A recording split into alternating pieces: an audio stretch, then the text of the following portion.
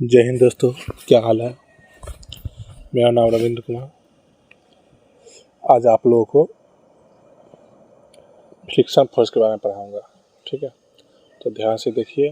Friction बहुत ही important topic है और यह फिजिक्स में बहुत ही इम्पोर्टेंस रखती है। ठीक है, चलिए आज फ्रिक्शन पे स्टार्ट करते हैं।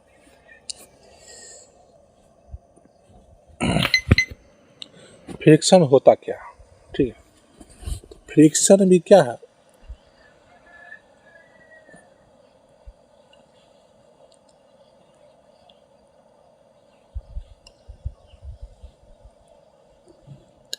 फ्रिक्शन भी एक बल है ना।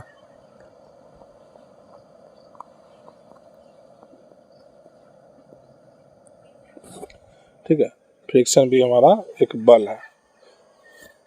अब ये लगता कहाँ है और कैसे लगता है, क्या होती है, एक फिर देखिए मान लीजिए एक सरफेस है, पृथ्वी का सरफेस। ठीक है, इस पे एक वस्तु लिए है ना, जिसका मास m है। इसको हम लोग क्या किए, इसको धक्का देने की कोशिश किए। ठीक है, दम लगाने की कोशिश किए, धक्का दिया है ना।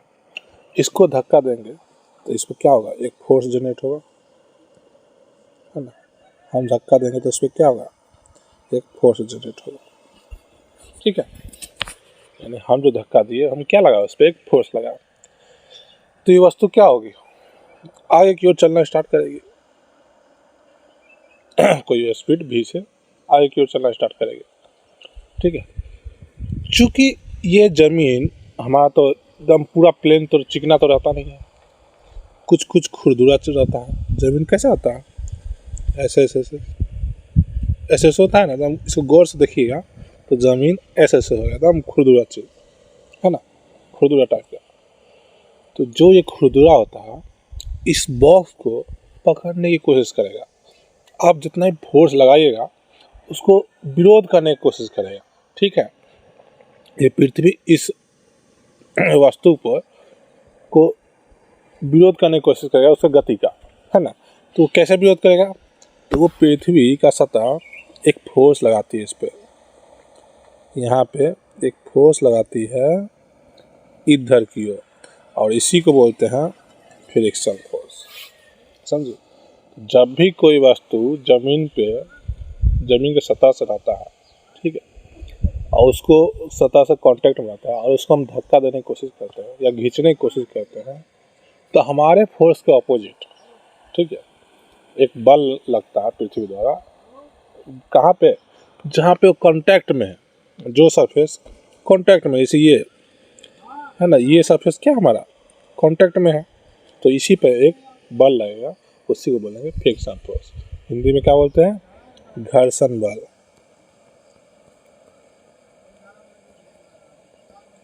ठीक है, हिंदी में क्या बोलेंगे, घर्षण बल, और इंग्लिश में फ्रिक्शन फोर्स। ठीक है, ये हो गया। एक दूसरा केस देखते हैं। मान लीजिए ये वस्तु ऐसा है, एक आदमी आया, इसमें रस्सी बांधा, उसको खींचना स्टार्ट किया। ठीक है, तो ये फोर्स कहाँ लगा रहा है, इस दिशा में। ठीक है, ये इस वस्तु को अपनी ओर खींच रहा है। ठीक है, तो इस पे जमीन कहाँ क्या करेगा, इसके गति को अपोज करने की कोशिश करेगा, और फ्रिक्शन ये लगा देगा इधर की ओर। ठीक है, ये फ्रिक्शन इधर की ओर लगा देगा, है ना। तो क्या हो गए, घर्षण बल।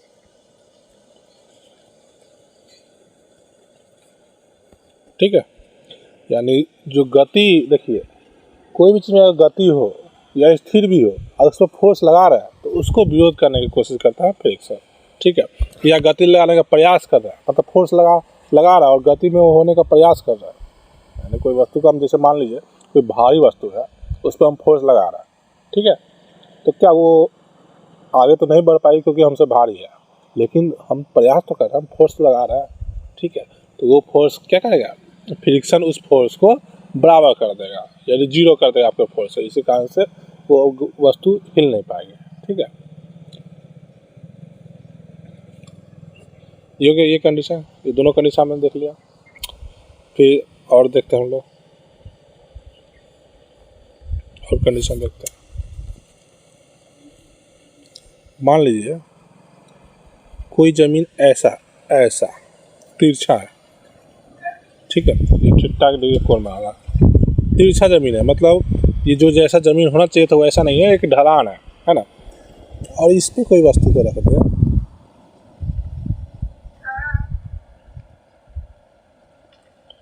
तो इसमें फ्रिक्शन फोर्स कहाँ लगेगा बताइए, सोच के देखिए।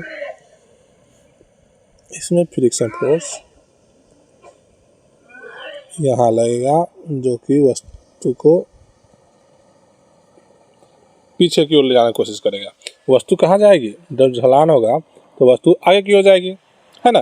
तो ये फ्रिक्शन किधर लग जाएगा, पीछे की ओर, उसको गति को विरोध करेगा, ठीक है। तो नेक्स्ट देखते हैं,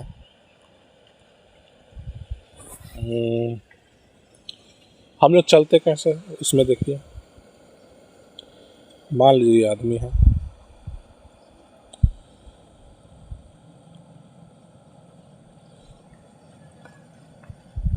ये पैर है, ठीक है, आदमी का पैर है। हम लोग धरती को पीछे की ओर धक्का देते हैं, ठीक है। जब हम चलते हैं, ध्यान से सोचिएगा, देखिएगा, जब आप चलिएगा ना, देखिएगा इस चीज़ को कि हम आप लोग धरती को पीछे आती धक्का दीजिएगा, ठीक है। जैसे पीछे धक्का दीजिएगा तो फ्रिक्शन आगे की ओर लग जाएगा, है ना, आप पे, और यही फ्रिक्शन आपको चलने में हेल्प करेगा। देखिए कभी कभी ये गति का विरोध भी करता है और कभी कभी हेल्प भी करता है आपका, ठीक है। तो इस चीज़ को ध्यान रखना कि फ्रिक्शन हमेशा गलत नहीं है, फ्रिक्शन होना भी बहुत ज़रूरी है। अगर नहीं होगा तो हम चल नहीं पाएंगे, दौड़ नहीं पाएंगे, जंप नहीं कर पाएंगे, इसलिए फ्रिक्शन भी बहुत ज़रूरी है, ठीक है। हर कंडीशन में ये फ्रिक्शन लॉस नहीं होता है, कुछ कुछ कंडीशन में ये फायदा भी करवाता है, ठीक है, जैसे ये कंडीशन। अब देखिए फ्रिक्शन क्या सदिश राशि है ना, क्यों, क्योंकि इसमें डायरेक्शन होता है। देखिए यहाँ फ्रिक्शन इधर लगा, सब में मोशन का अपोजिट लगता है किसी किसी में, तो क्या फ्रिक्शन एक सदिश राशि बोले, क्योंकि इसमें डायरेक्शन होती है। तो कुछ थ्योरी पे चलते हैं। घर्षण वह बल है जो दो सतहों के बीच सापेक्ष गति या ऐसी गति या प्रवृत्ति का विरोध करता है, ठीक है। यानी दो सतह होना चाहिए, दो कॉन्टैक्ट, ठीक है। ये फ्रिक्शन सिर्फ पृथ्वी का ही बात कर नहीं बोल रहा है, कोई भी सतह ले लीजिए, दो सतह को जब रगड़िएगा तो उसके बीच में फ्रिक्शन लगेगा ही लगेगा। जैसे दो लकड़ी को ले लीजिए, या एक लकड़ी, एक कोई चीज़ का लोहा का टुकड़ा या कुछ चीज़ का ले लीजिए, दो सतह ले लीजिए, अगर उस सतह में थोड़ा सा भी खुरदुरा हुआ तो एक दूसरे को रगड़ेगा, और रगड़ेगा तो क्या होगा, घर्षण बल उत्पन्न होगा, ठीक है। बोल रहा है सापेक्ष गति के बीच, यानी उन दोनों के बीच में जिधर मोशन होने का चांस होगा, है ना, उन दोनों सतह के बीच में जिधर मोशन होने का चांस है, मतलब गति होने का चांस है, उसी को वो अपोज करेगा, ठीक है। यह सतह के समानांतर और गति या लगाए गए बल के विपरीत दिशा में कार्य करता है, ठीक है। सतह के पैरेलल होगा, जैसे देखिए ना, मान लीजिए ऐसे एक सतह है, एक बॉक्स ऐसे है, दूसरी बॉक्स ऐसे है, अगर इसको हम मिला दे, यहाँ सटा दे, ठीक है, तो फ्रिक्शन किधर काम करेगा। अगर मान लीजिए मोशन इधर करेगा तो फ्रिक्शन हमारा इधर करेगा, और ये फ्रिक्शन क्या है, इन दोनों बॉक्स के पैरेलल में है ना, तो यही है बोल रहा कि पैरेलल में, और जिधर फोर्स लगेगा उसके अपोजिट में, ठीक है, या जिधर गति होगी उसके अपोजिट में काम करेगा, ठीक है। घर्षण दैनिक जीवन बहुत महत्वपूर्ण है, क्योंकि यह हमें चलने, गाड़ी चलाने, वस्तु को पकड़ने में मदद करता है। अब देखिए कोई चीज़ हम उठाते हैं हाथ से, ठीक है, अगर हाथ में देखिए उसमें रिब्स बनी होती है, वो रिब्स क्या करते हैं, फ्रिक्शन फोर्स को अप्लाई करने में बहुत काम आती है। तो वो रिब्स हट जाए, ठीक है, और हमारा सरफेस पूरा चिकना हो जाएगा, एकदम चिकना, एकदम फिसल जाएगा, कोई भी चीज़ को छुए क्या होगा, फिसल जाएगा, ठीक है, तो वो पकड़ा ही नहीं पाएगा। तो फ्रिक्शन उसमें भी हेल्प करता है किसी को पकड़ने में। फिर गाड़ी चलाते हैं तो गाड़ी में क्या होता है, टायर जो चलता है ज़मीन पे वो भी घर्षण का आगे की ओर बढ़ने लगता है, तो वो भी चलने में हेल्प करता है। ठीक है, हम लोग को चलने में भी हेल्प करता है, देख लिए हम लोग, है ना। लेकिन ये वस्तुओं के हिसाब का काम बनता है, और घाटा भी है कि फ्रिक्शन के कारण क्या होता है, वस्तु घिसते रहता है ना। जैसे चप्पल पहनेगा तो चप्पल लेते हैं, कुछ दिन में धीरे धीरे उसका सोल घिसने लगता है। फिर गाड़ी का टायर देखते हैं, चलते चलते टायर भी धीरे धीरे घिस जाता है ना। तो ये फ्रिक्शन का काम होता है। ठीक, अब घर्षण के प्रकार देख लीजिए, कुछ प्रकार है। स्थितिक घर्षण, स्थैतिक घर्षण। स्टैटिक घर्षण क्या है देखते हैं।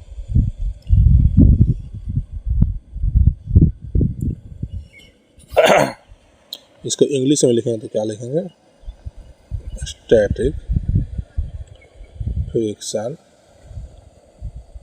फोर्स, हिंदी में स्थितिज घर्षण बल। हिंदी के लिए जो हम थ्योरी देंगे, जो ये हम नोट्स देख रहे हैं, ठीक है, नोट्स दे रहे हैं, इसमें सब कुछ लिखा रहेगा, ठीक है, इसलिए टेंशन नहीं लेना है। और कोई चीज़ हिंदी में गड़बड़ होती है तो, है ना। चलिए समझने की कोशिश करना मान लिया। अब ये होता क्या है स्थिति घर्षण, देखिए मान लीजिए एक वस्तु रखी है बहुत भारी है, ठीक है, एक आदमी आया और इसको धक्का देने का स्टार्ट किया, ठीक है।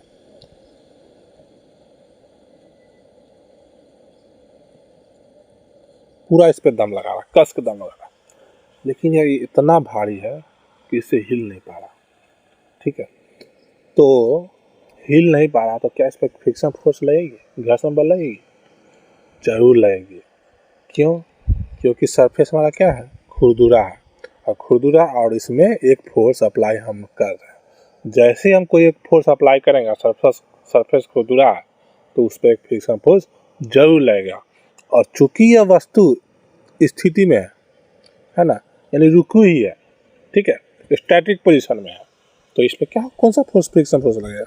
फ्रिक्शन फोर्स तो इधर लगेगा, क्यों, क्योंकि फोर्स उधर लग रहा है, तो फ्रिक्शन फोर्स इधर लगेगा। और चूंकि रुकी हुई है वस्तु, है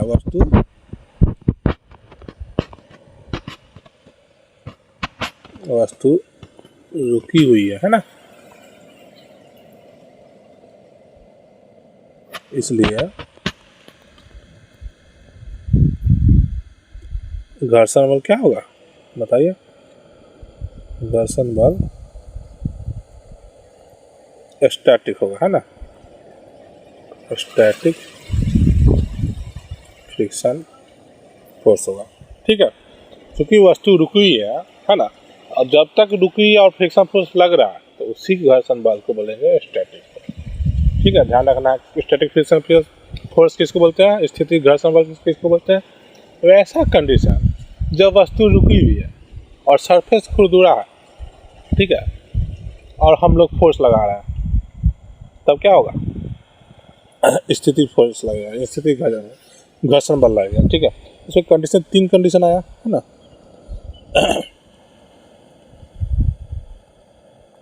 कंडीशन क्या है ये तीनों लगने का, सर ये फ्रिक्शन, स्टैटिक फ्रिक्शन लगने का कंडीशन क्या है? पहला, सरफेस जो होना चाहिए खुरदुरा होना चाहिए,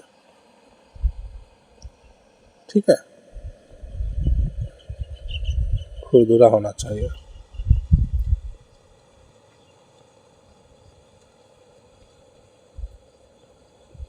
ठीक है। सरफेस जब तक खुरदुरा नहीं होगा तो फ्रिक्शन फोर्स नहीं लगेगा। अब ऐसा क्यों होता है हम आपको बताते हैं थोड़ा देर में, ठीक है। दूसरा कंडीशन, मेरा फोर्स लगना चाहिए,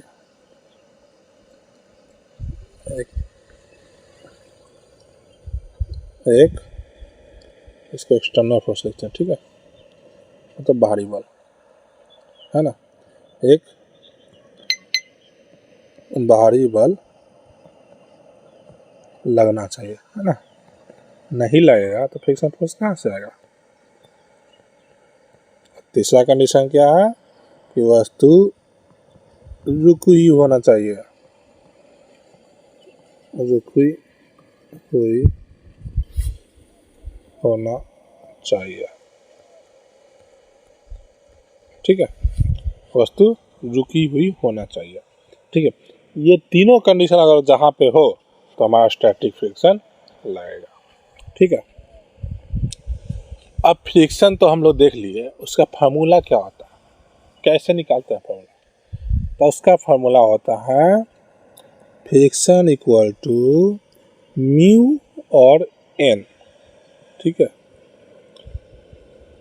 यानी घर्षण बराबर म्यू और एन। एन क्या है? एन हमारा हो जाएगा अभिलंब बल। ठीक है, अभिलंब बल मतलब जो फ्रिक्शन के परपेंडिकुलर होगा, यानी सरफेस का परपेंडिकुलर होगा। ठीक है, वैसा फोर्स जो सरफेस का परपेंडिकुलर होगा वो अभिलंब बल होगा। ठीक है, और म्यू हमारा क्या है? घर्षण कॉस्ट, फ्रिक्शन कांस्टेंट, जिसको हिंदी में क्या बोलते हैं? देखिए, कोफिशिएंट ऑफ फ्रिक्शन बोलेंगे, हिंदी में क्या बोलेंगे? Coefficient of friction. ठीक है, तो म्यू के बारे में थोड़ा पहले पढ़ लेते हैं, देख लेते हैं, उसके बाद आगे बताएंगे। ठीक है, घर्षण गुणांक एक ऐसा स्थिरांक है, यानी एक ऐसा कांस्टेंट है। ठीक है, ये कांस्टेंट है जो किसी वस्तु और सतह के बीच घर्षण की मात्रा को दर्शाता है। ठीक है, ये जो म्यू है आपको क्वेश्चन में दे देगा। क्यों? क्योंकि ये कांस्टेंट है, ये एक्सपेरिमेंट से निकलता है, ये कोई अथी से नहीं निकलता है, एक्सपेरिमेंट से बताया जाता है म्यू कितना हुआ। ठीक है, और ये कैसे पता चलेगा? जिसका सरफेस जितना ज़्यादा खुरदुरा होगा, जितना ऊपर नीचे ऊपर खाबर होगा, उसका म्यू उतना ही अधिक होगा। ठीक है, और जिसका सरफेस जितना चिकना होगा, एकदम चिकना, मतलब उसका एक तरह से पूरा फ्रिक्शन ही खत्म हो जाए उसमें से, तो वो उसका म्यू उतना ही कम होगा। ठीक है, अगर पूरा प्लेन है, एकदम कोई फोर्स उस पर अप्लाई नहीं हो पा रहा, तो वहाँ का म्यू 0 हो जाएगा। पूरा चिकना है तो, ठीक है, अगर पूरा चिकना है तो वो 0 हो जाएगा। ठीक है, और अगर थोड़ा सा भी खुरदुरा है तो उसमें म्यू कुछ ना कुछ होगा, और जितना खुरदुरा आप बढ़ाएंगे म्यू बढ़ते जाता है। ठीक है, तो म्यू क्या है? एक कांस्टेंट है, कोई वैल्यू होता है म्यू का। ठीक है, एक वैल्यू होता है जो कि एक्सपेरिमेंट में आपको दिया जाता है, क्वेश्चन में आपको दिया रहेगा कि म्यू इतना। अगर नहीं दिया रहेगा तो आपको कोई ऐसा फार्मूला दे दिया जाएगा जिससे आप म्यू निकाल सकते हैं। ठीक है, तो ये म्यू वो अपना पहले से क्वेश्चन में सेटर दे देगा, आपको म्यू का टेंशन नहीं लेना। ठीक है, आपको म्यू खाली ये समझना क्या है, म्यू जो घर्षण की मात्रा को बताता है, कितना इस पर घर्षण लग सकता है, कितना फ्रिक्शन फोर्स अप्लाई हो सकता है। जितना ज़्यादा खुरदुरा उतना ज़्यादा म्यू ज़्यादा, जितना कम खुरदुरा जितना ज़्यादा चिकना उतना कम म्यू। ठीक है, यह गुणांक दो सतहों के बीच के घर्षण बल और सतह पर वस्तु द्वारा लगाए समान बल के अनुपात में होता है। ठीक है, तो ये कुछ नहीं, जैसे हम फ्रिक्शन में क्या लिखे थे अभी, म्यू एन है ना, तो म्यू का अगर निकालेंगे वैल्यू तो क्या होगा, एफ ऊपर में रहेगा और एन नीचे में चलेगा, तो इसके अनुपात को म्यू बोल देते हैं। ठीक है, तो आपको या तो ई दोनों दे देगा तो म्यू निकाल लीजिएगा, है ना, और नहीं तो म्यू दिया जाएगा तो फ्रिक्शन फोर्स निकालने के लिए बोलेगा, कुछ भी दे जाएगा।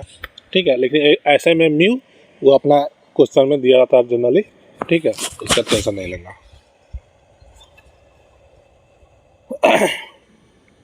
ठीक है, तो म्यू समझ गए क्या है, यानी घर्षण की मात्रा को बताता है म्यू। ठीक है, चलिए आ जाते हैं इस पे, म्यू एन। अब यहाँ पे इसमें कोई भी चीज़ दिया रहेगा तो उसमें एन कैसे निकालेंगे, म्यू तो हमारा देगा क्वेश्चन में, तो फ्रिक्शन फोर्स कैसे निकलेगा, तो वो डिपेंड किस पे कर रहा है, एन पे और म्यू पे। तो म्यू क्वेश्चन मिल जाएगा हमको, एन कैसे निकालेंगे देखिए।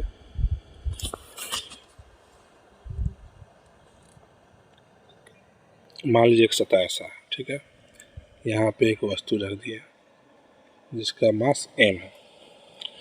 अब n क्या बोले हम, परपेंडिकुलर होता है सरफेस का। ठीक है, और ये तो परपेंडिकुलर ऐसे बनेगा, है ना,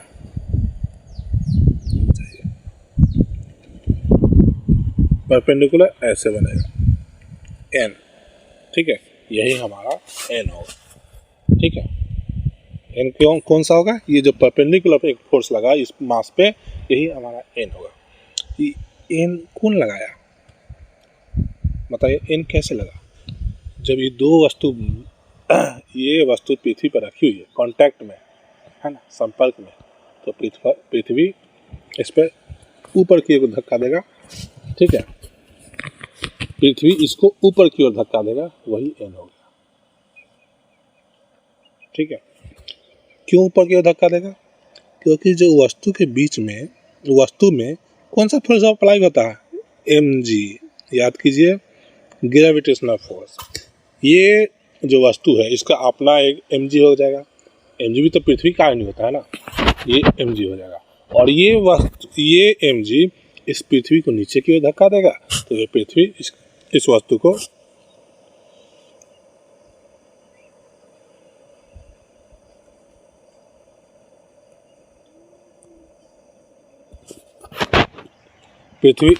को ऊपर की ओर धक्का देगा, ठीक है, समझे? तो जो ऊपर की ओर धक्का देगा वही हमारा एन हो जाएगा। समझ आया कि नहीं? इसको फिर से बता दो, एक बार फिर समझिए अच्छा से कि एन कहाँ से आया और कैसे आया। देखिए, ये जो मास है ना, एक वस्तु धरती के सतह पे रखी हुई है, ठीक है, तो इस मास के पास अपना एक वेट है ना, मान लीजिए 1 kg है, अगर ये इसका द्रव्यमान होता है तो इसका वेट कितना होता है? 1 × 9.8, यानी कि 9.8 न्यूटन, पता ना। तो वो mg कहाँ लगेगा? नीचे की ओर लग रहा है ना, वो mg किधर लग रहा है?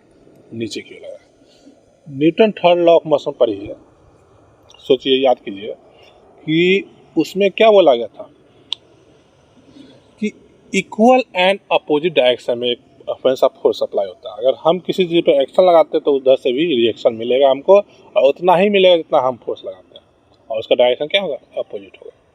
तो जैसे ही ये मास नीचे mg लगा, इसका मतलब इसका वेट लगा नीचे, तो ऊपर में क्या धरती भी इस पर लगा देगी फोर्स, और जो ऊपर में धरती फोर्स लगाएंगे उसी को बोलेंगे एन, अभिलंब।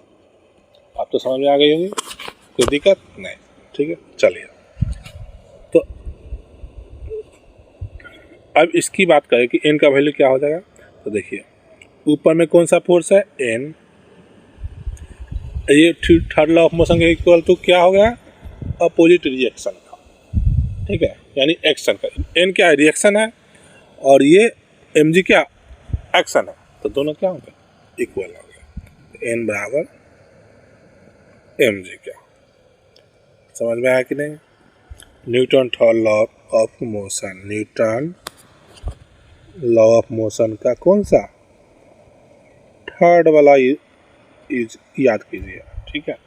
उसके अनुसार जब भी कोई चीज़ पर हम एक्शन लगाएंगे, किसी एक्शन के तहत कोई फोर्स लगाएंगे, तो उल्टा हम पे रिएक्शन मिलेगा और सेम मिलेगा, बराबर, ठीक है, डायरेक्शन अपोजिट होगा।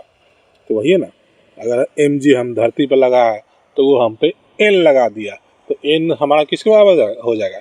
mg का, एक्शन बराबर रिएक्शन, है ना, और दोनों अपोजिट होगा डायरेक्शन, तो n किसके बराबर हो गया? mg के। अब यहाँ क्या करेंगे हम? इस फार्मूला में पुट कर दें n का वैल्यू, क्या हो जाएगा? फ्रिक्शन बराबर न्यू mg, ठीक है, ये फार्मूला हो जाएगा। लेकिन ये किसके लिए अप्लाई होता है? ध्यान रखिएगा, ये नॉर्मल पर डिपेंड करता है। म्यू mg तो लिख दिए, लेकिन नॉर्मल पे होगा। अगर सरफेस थोड़ा टेढ़ मेढ़ हो गया तो फिर n का वैल्यू भी चेंज हो जाएगा, ठीक है। हम कंडीशन, वो भी कंडीशन देख लेते हैं। ये हमारा पहला कंडीशन था, सिंपल। अब दूसरा कंडीशन बनाते हैं, ठीक है। दूसरा कंडीशन देखिए,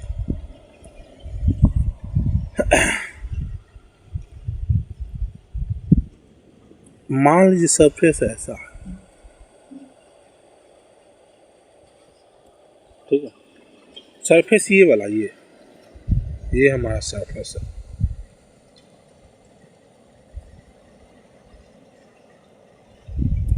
है ना, ये नहीं, ये सरफेस, और ये दिखा रहा है क्या कि हाँ समतल से कितना कोण एंगल पे, ठीक है, ये जो थीटा है समतल से कितना एंगल पे, ये सरफेस है। तो वस्तु इस पर रहेगी, इस पर वस्तु रहेगी उस तिरछा वाले पे, है ना, क्या कि ये पृथ्वी का सरफेस ही है। ये कैसा इलाका होगा, मान लो पहाड़ी इलाका जहाँ पर ढलान है, उस इलाके की बात करें, उस पर कैसे हम काम करेंगे फिर से, ठीक है। चलिए इसमें देखते हैं कैसे नॉर्मल निकालेंगे। तो नॉर्मल हम क्या बोले थे कि जो सतह होती है उसके परपेंडिकुलर, तो नॉर्मल लगा दीजिए। एक सतह हमारा ये तिरछा वाला है, तो इसके परपेंडिकुलर में ऐसे चला जाएगा, ये हो जाएगा नॉर्मल, ठीक है। एम जी कैसे लगेगा, तो एम जी तो हमेशा सेंटर की ओर लगता है, जहाँ पृथ्वी जैसे और कहाँ से पृथ्वी कैसे होती है ना, हमेशा नीचे होती है। तो हमेशा एम जी, चाहे आप ढलान पे चल जाइए, चाहे कोई भी चोटी पे चल जाइए, चाहे कैसा भी सतह पे चल जाइए, आपको पृथ्वी हमेशा, पृथ्वी का सेंटर कहाँ मिलेगी, नीचे मिलेगी, ठीक है। तो फिर एम जी किधर लगेगा, एकदम सीधा नीचे ऐसे एम जी, ठीक है, एम जी हमेशा ऐसे मिलेगा।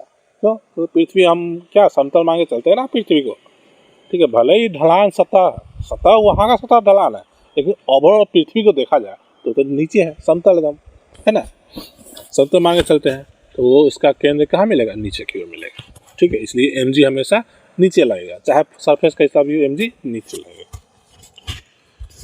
अब देखिए इसमें एन का वैल्यू कैसे निकालना है। एन बाबा एम जी करेंगे, नहीं कर सकते, क्यों, क्योंकि एम जी कुछ, देखिए एम जी थोड़ा तिरछा हो गया, थोड़ा नीचे हो गया, और नॉर्मल तिरछा में है ना, नॉर्मल अलग तिरछा में और एम जी सीधे नीचे है।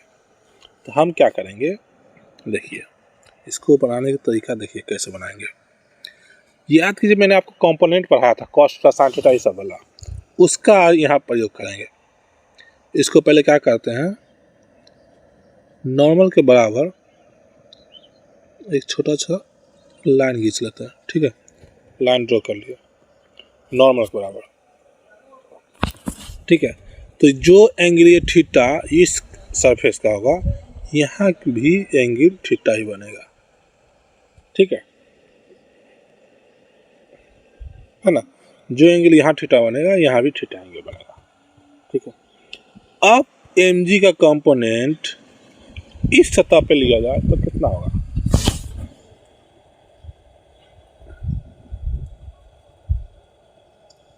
तो उसके लिए क्या करते हैं, हम एक एक्सिस का ड्रॉ करते हैं। इसको मान लीजिए वाई एक्सिस और इसको मान लीजिए एक्स एक्सिस, ठीक है, एक्सिस इसको मान लीजिए, इसको वाई एक्सिस मान लीजिए।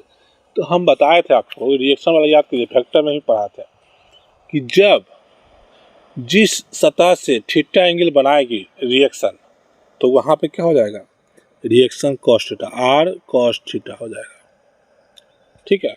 जिस एंगल से थीटा, जिस सतह से थीटा एंगल बनाएगी वो आर कॉस थीटा हो जाएगा, और इधर की ओर क्या हो जाएगा, जिससे एंगल नहीं बनेगा वो आर साइन थीटा हो जाएगा। समझ में आया कि नहीं, ठीक है। तो जिस सतह से रिएक्शन कोई भी थीटा बनाता है उसका, उसमें कंपोनेंट आर कॉस थीटा होगा, वेक्टर में याद कीजिए।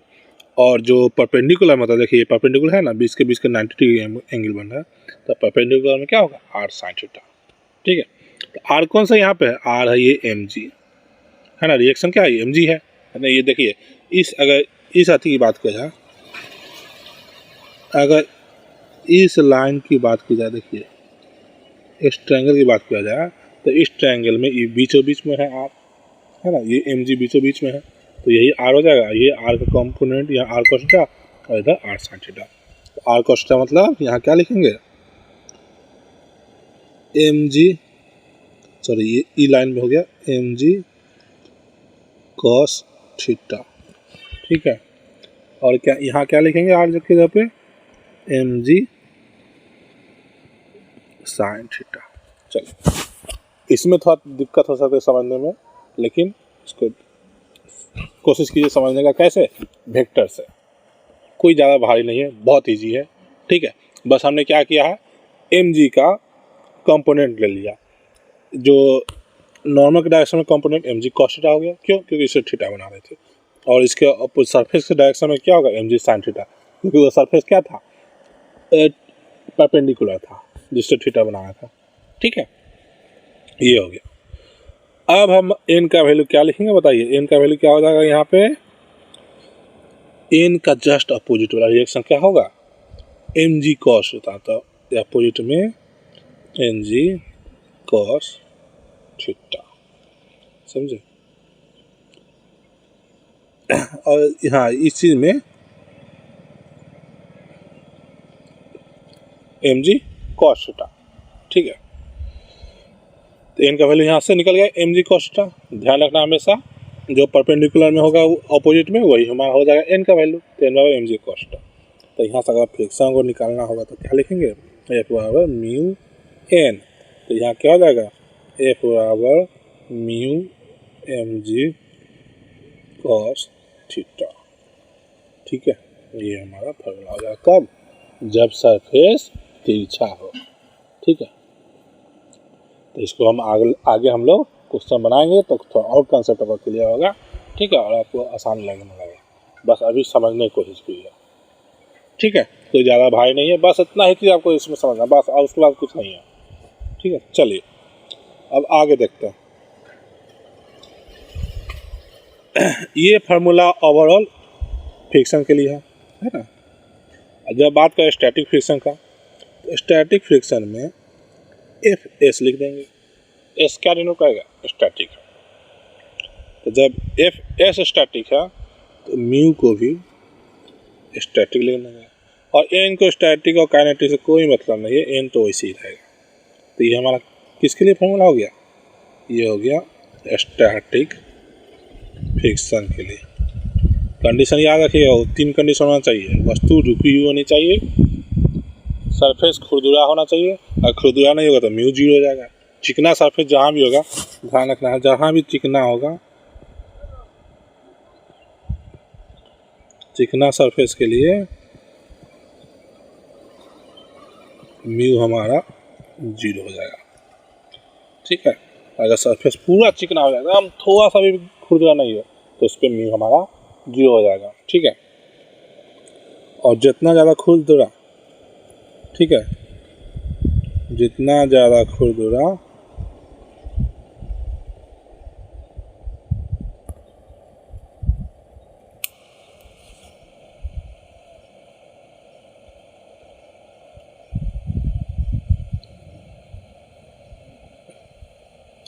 उतना ज़्यादा म्यू। ठीक है, याद रखना, जितना ज़्यादा सरफेस खुरदुरा होगा उतना ज़्यादा होगा। ठीक है,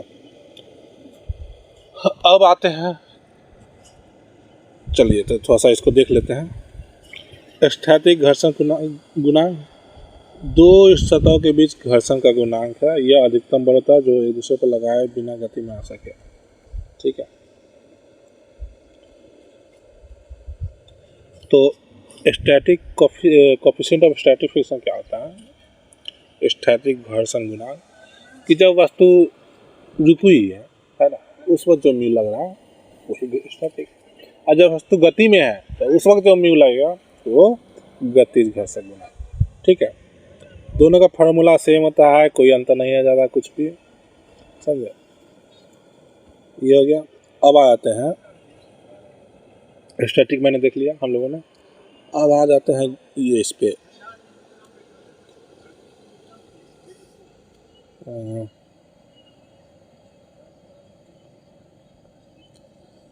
गतिज घर्षण पे।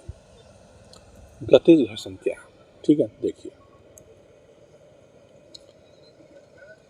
काइनेमैटिक्स फ्रिक्शन, सॉरी काइनेमैटिक्स नहीं, काइनेटिक्स।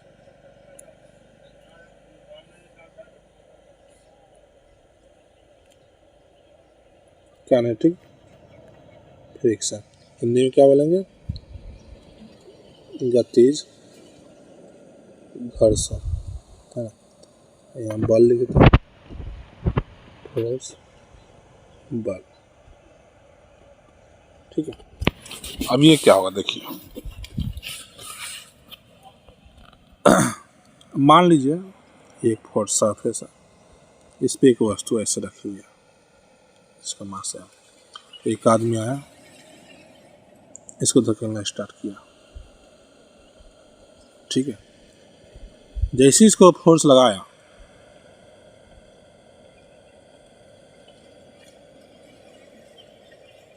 ये चलना स्टार्ट कर दिया, चलने लगा। तो जब इस पे चलने लगा तो फ्रिक्शन तो फोर्स इधर ही लगेगा। जब चलने लगेगा तब इस फ्रिक्शन को क्या बोलेंगे, गतिज घर्षण बल, ठीक है। जब चलने लगा तो इस फ्रिक्शन को बोलेंगे गतिज घर्षण बल, ठीक है। जब रुकी हुई थी तो क्या बोलते थे, स्टैटिक, है ना। और जब चलने लगी तो काइनेटिक। इसको एफ के लिख देंगे, तो स्टैटिक के लिए एफ एस, इसके लिए एफ के लिख देंगे, है ना। अब देखिए इसमें कंडीशन देख लेते हैं, कंडीशन क्या क्या होना चाहिए। पहला, सरफेस खुरदुरा हो, है ना, सरफेस खुरदुरा होना चाहिए, ठीक है। दूसरा बताइए सोच के, एक्सटर्नल फोर्स काम करना चाहिए, ठीक है। अच्छा, ये गति में है तो इसमें एक्सटर्नल फोर्स काम करे या ना करे, ये लगते रहेगा। क्यों? अब ये देखिए, जब गाड़ी कांस्टेंट स्पीड से चल रही है, ठीक है, तो कांस्टेंट स्पीड से चल रही है मतलब गाड़ी चल रही है, तो उसमें फ्रिक्शन फोर्स लगना है। तो इस तरह ई वाला छोड़ दीजिए। दूसरा एक ले लेंगे, क्या, गति में होना चाहिए, वस्तु गति में होना चाहिए,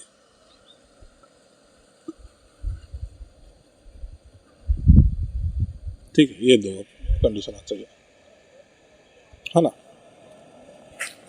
इस पे मान लीजिए अगर फोर्स नहीं भी लगेगा, लेकिन गाड़ी अगर गति में रहेगा, कोई भी चीज़ गति में रहेगा, फ्रिक्शन तो लगेगा ही लगेगा, ठीक है। तो ये होना चाहिए। अब देखिए इसका फॉर्मूला क्या लिखेंगे, जो वही नॉर्मल एफ जो लिखते हैं, एफ के म्यू के एम, बस जो फ्रिक्शन फोर्स लगाते हैं वही रहेगा, सब जगह फॉर्मूला सेम होगा, बस नाम में अंतर क्या, वहाँ नॉर्मल फ्रिक्शन है, कोई फ्रिक्शन है तो एफ लगा लिख दिए, अगर काइनेटिक है तो एफ के लिख दिए, और स्टैटिक है तो एफ एस लिख दिए, बाकी सब कुछ फॉर्मूला सेम रहेगा, ठीक है। अगर एन की जगह पे एम जी लिखेंगे और सरफेस का पूरा नीचे हो, एकदम प्लेन हो, समतल में, अगर वो सरफेस थीटा डिग्री पे एंगल पे झुका हुआ हो तो क्या लिखेंगे, mu M G cos theta, ठीक है। अब देखिए म्यू, स्टैटिक में म्यू क्या बोलते थे,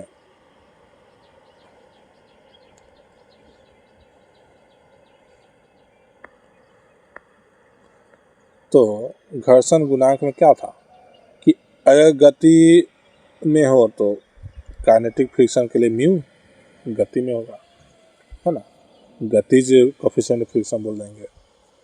अगर स्टैटिक में हो तो स्टैटिक, कोई अंतर नहीं है, बस वही है, स्टैटिक और गति का अंतर है, बस और कुछ नहीं है, ठीक है। क्या कि सरफेस तो वही मिलेगा हमको, जो सरफेस खुरदुरा पहले से जितना होगा, या तो आप उस पर दौड़िए या चलाइए कोई चीज़ को, या रखे रहिए, तो खुरदुरा जितना है तो म्यू का वैल्यू तो वही सी रहेगा। म्यू का वैल्यू चेंज होगा आती के हिसाब से, गति है तो गति में अलग म्यू लगेगा, और स्टैटिक है तो अलग म्यू लगेगा, लेकिन खुद सरफेस तो खुरदुरा वही रहेगा, ठीक है। अब देखिए म्यू कैसे इसमें चेंज होता है, मान लीजिए दो कंडीशन है। पहला कंडीशन क्या है, गौर से ध्यान दीजिएगा, इसको समझने की कोशिश कीजिएगा, बहुत ही अच्छा सवाल है, कॉन्सेप्चुअल है, और कभी कभी क्वेश्चन ही पूछ भी देते हैं इससे।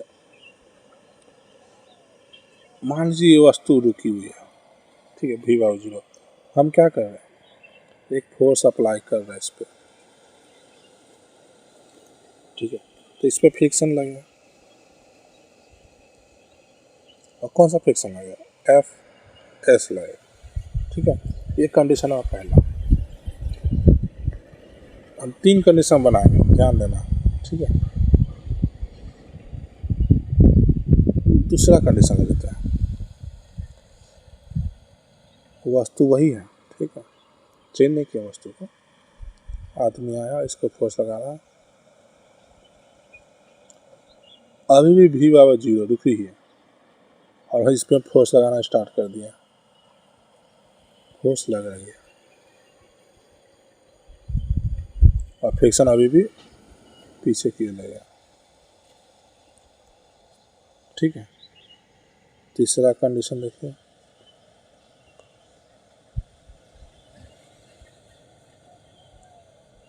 आदमी आया, इसको धक्का दिया, ठीक है, तो इस पे फोर्स इस पे भी लगा रहा है,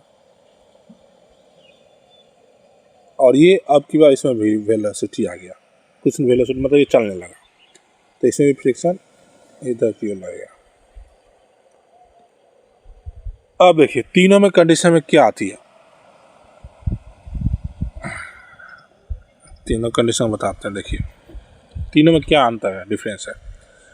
पहला कंडीशन में था कि वस्तु पूरा रुकी हुई है, हम फोर्स लगा रहे हैं, इससे कोई मतलब नहीं हो रहा, कुछ नहीं हो रहा, क्यों? क्योंकि फ्रिक्शन हमारा स्टैटिक फ्रिक्शन लग के उस पूरा फोर्स का अपोज कर रहा। दूसरा कंडीशन है कि ये एक्सट्रीम कंडीशन है, यानी कि वस्तु रुकी है, हम फोर्स लगा रहे हैं, लेकिन फ्रिक्शन फोर्स का एक लिमिट है, वो लिमिट हद तक ही लगा पाएगा, उसके बाद उससे थोड़ा सा ज़्यादा बढ़ा दे फोर्स अपना, तो वस्तु चलने लगेगी, ठीक है।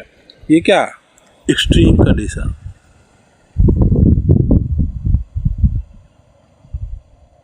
एक्सट्रीम कंडीशन है, ठीक है। यानी अगर इससे थोड़ा सा भी हम फोर्स अगर ज़्यादा लगा दें तो ये वस्तु चलने लगेगी, ठीक है। तो ये सेकेंड कंडीशन ये था, ठीक है। और थर्ड में है कि वस्तु चलने लगी, ठीक है। 3 कंडीशन आपके पास है। पहला में वस्तु रुकी हुई है, दूसरा में है कि एकदम लास्ट पोजीशन में कि जब इसे थोड़ा सा फोर्स लगा दे, बढ़ा दे, तो वो चलने लगेगा, और तीसरा में ही चलने लगा। अब तीनों में म्यू का वैल्यू क्या होगा, ये सोचने वाली बात है। देखिए पहला में म्यू एस, एक ग्राफ हम बनाते हैं म्यू के लिए, ध्यान दीजिएगा।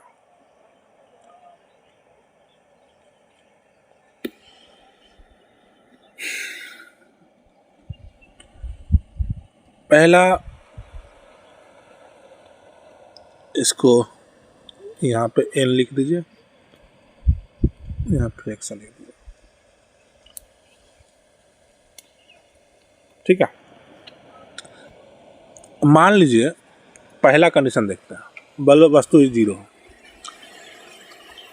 फ्रिक्शन हम लोग के फोर्स पर डिपेंड करता है, एक्सटर्नल फोर्स कितना लगा उसी उतना ही उसी फ्रिक्शन लगेगा, है ना।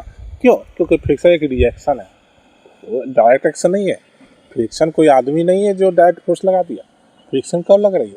जब हम लोग किसी पे फोर्स लगा रहे हैं, ठीक है, ध्यान रखना। हम लोग क्या कर रहे हैं, किसी वस्तु पर फोर्स लगा रहे हैं, तब फ्रिक्शन उससे अप्लाई हो रहा है, ठीक है। आप खुद देखिए ना कि अब कब 2 हाथ को रगड़िएगा, ठीक है, जैसे आप हल्का रगड़िएगा तो आपको हल्का महसूस होगा कि हाँ हल्का फोर्स लग रहा है इन दोनों के बीच में जो हाथ को सटा हुआ है।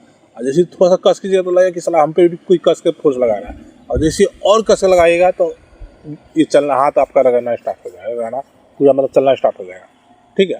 तो जितना ज़्यादा फोर्स आप लगाइएगा फ्रिक्शन उतना ज़्यादा लगना स्टार्ट हो जाएगा, ठीक है। डिपेंड करता है कि आप फोर्स कितना लगा रहा है। फोर्स मान लीजिए 0 है, 0 है, तो फ्रिक्शन भी 0 रहेगा। स्टैटिक कंडीशन बोल रहा है, जब रुकी हुई तब की बात बोल रहा है, उस वक्त सोचिए। जब फ्रिक्शन 0 है तो हमारा क्या होगा, जब हमारा फोर्स 0 है तो फ्रिक्शन भी 0 होगा, ठीक है, यहाँ पे 0 होगा। जैसे ही फोर्स थोड़ा सा बढ़ा दिए तो हमारा फ्रिक्शन हल्का सा बढ़ जाएगा, फोर्स थोड़ा और बढ़ा है फ्रिक्शन मेरा और बढ़ेगा, फोर्स और बड़ा अप्लाई कर दिए तो फ्रिक्शन मेरा और बढ़ेगा, यहाँ तक पहुँच गया। लेकिन एक ऐसा कंडीशन आएगा कि इस पे अगर फोर्स हल्का सा बढ़ा दे तो मेरा फ्रिक्शन वहाँ तक बोलेगा बेचा भाई साहब अब हम में दम नहीं है, अब हम आपके फोर्स को ज़्यादा अपोज नहीं कर पाएंगे, ठीक है। तो वो अपना आप ताकत घटा लेगा, और ताकत जैसी घटाएगा तो थोड़ा सा नीचे म्यू का वैल्यू थोड़ा सा नीचे गिर जाएगा, और उसके बाद क्या होगा, फ्रिक्शन हमेशा उसका फ्रिक्शन कांस्टेंट लगता रहेगा। जब देखते हैं कि जब आप कोई चीज़ मोशन में आ जाए, कोई चीज़ गति में आ जाए, तो क्या होगा, गति में आने पे वो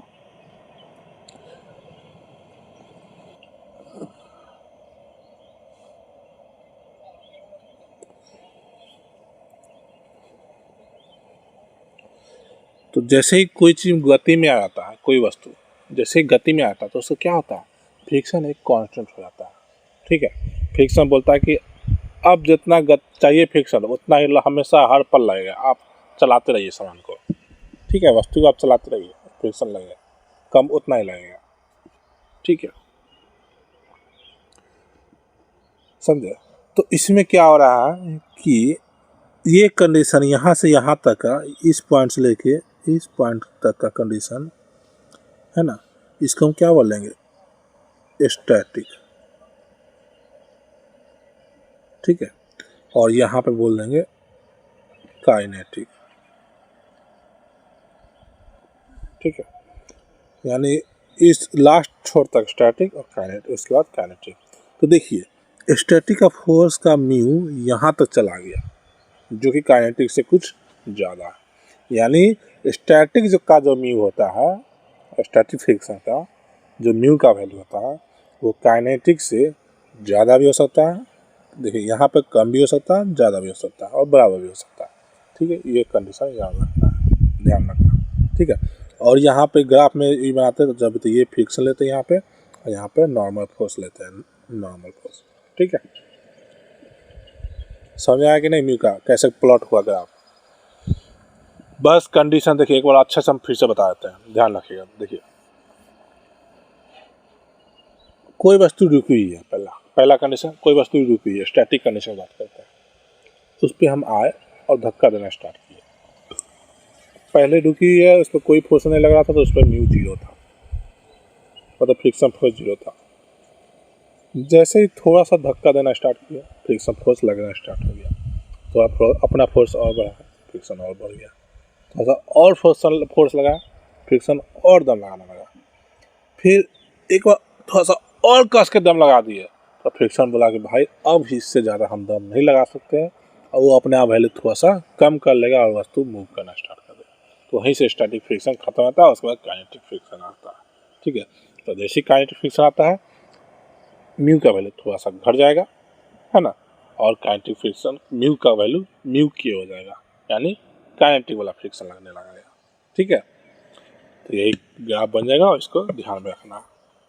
चलिए, तो काइनेटिक फ्रिक्शन समझ गया, स्टैटिक फ्रिक्शन भी समझ गया, कैसे और लगता है, घर्षण बल क्या होता है समझ गया। चलिए आते हैं इस पर, इसके थ्योरी पे, है ना। स्टैटिक घर्षण या घर्षण बल है जो दो स्थिर सतहों के बीच शुरू होने का विरोध करता है, गति शुरू होने का विरोध करता है, सही है। गति घर्षण वह बल है जो वस्तु गति के दौरान उसका विरोध करता है। ठीक है, घूर्णन घर्षण। अब घूर्णन क्या होता है, जैसे कोई बॉल लीजिए, ठीक है, बॉल लीजिए या कोई भी चीज़ लीजिए, गोल गोल नाचेगा। ठीक है, तो गोल गोल नाचेगा तो उसमें भी फ्रिक्शन लगेगा, है ना। कोई चीज़ गोल नचाने के लिए क्या चाहिए, फ्रिक्शन चाहिए ही चाहिए। अगर फ्रिक्शन नहीं लगेगा तो सब गोल गोल नाचेगा, वो तो मतलब गोल गोल नाच के आगे नहीं बढ़ सकता। वो अगर फ्रिक्शन खत्म हो जाए तो वहीं पर नाच कर रह जाएगा। ठीक है, तो आगे बढ़ाने के लिए फ्रिक्शन की जरूरत पड़ती है। ठीक है, जब कोई वस्तु सतह पर लुढ़कती है तो उसका सामना होने वाला प्रतिरोध है फ्रिक्शन। ठीक है, द्रव घर्षण। आप देखिए दो कोई फ्लूइड है, ठीक है, जैसे दूध पानी या कुछ भी ले लीजिए, उसके बीच में भी तो लेयर बनना है। हर एक पानी के अणु के बीच में, मतलब एक लेयर से दूसरा लेयर तीसरा आपस में टकराते रहता है, तो उसमें भी एक फ्रिक्शन उत्पन्न होता है, इसको विस्कोसिटी बोलते हैं, श्यानता। ठीक है, तो उसमें भी होता है ना। घर्षण को प्रभावित करने वाला कारक क्या है, तो देखिए सतहों की प्रकृति। आपको पता है जितना खुरदुरा होगा उसमें अधिक घर्षण होता है। ठीक है, आपको पता है ना, जितना ज़्यादा खुरदुरा होगा उसका फ्रिक्शन फोर्स उतना ही ज़्यादा। सामान्य बल, सतहों के संपर्क में लंबवत बल जो घर्षण को बढ़ाता है। ठीक है, अब जितना ज़्यादा नॉर्मल फोर्स उतना ज़्यादा फ्रिक्शन। क्यों, क्योंकि फ्रिक्शन का फार्मूला ये होता है BF बराबर म्यू एन। तो जितना ज़्यादा नॉर्मल करेंगे उतना ज़्यादा फ्रिक्शन बढ़ेगा। ठीक है, या म्यू जितना ज़्यादा होगा तो फ्रिक्शन उतना ही बढ़ेगा। संपर्क क्षेत्र, अब देखिए मान लीजिए एक लकड़ी लिया, ठीक है, कंडीशन दिखाते हैं आपको, देखिए संपर्क क्षेत्र में कैसे हो।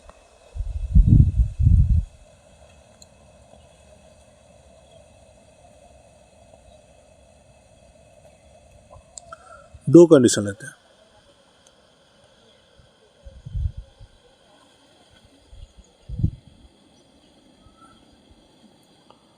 पहला कंडीशन ऐसा लेते हैं और दूसरा कंडीशन